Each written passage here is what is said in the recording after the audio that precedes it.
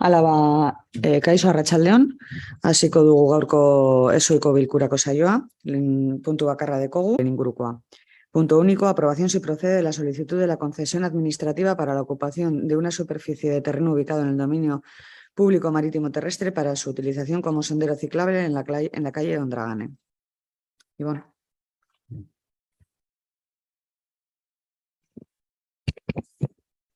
Bueno, paso ahí el acuerdo, ¿eh? Me imagino que es que lea todo.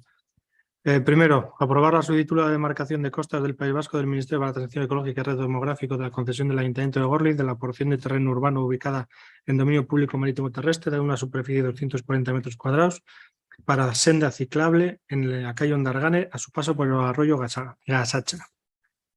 Segundo, dar traslado del presente acuerdo de la demarcación de costas del País Vasco junto con la acreditación de la necesidad de ocupar dominio público marítimo terrestre de forma indefinida. Y tercero, dar cuenta de la solicitud reseñada a las diferentes sedes municipales a los efectos oportunos.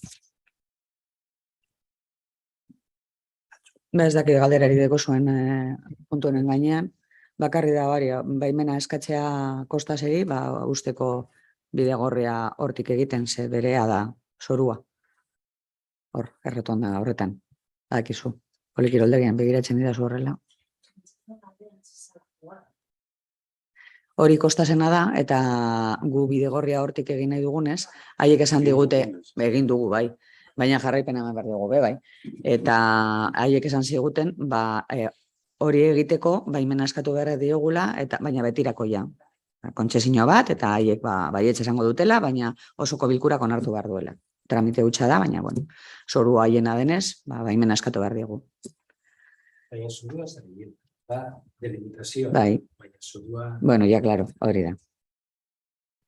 Titular, ez, claro. Ez. Gorlizkoa da, zorua, bai. Bueno, ez badago galdera gehiagorik, bozkatuko dugu puntu bakar hau. Aldeko botuak? Bago batez, onartzen dugu.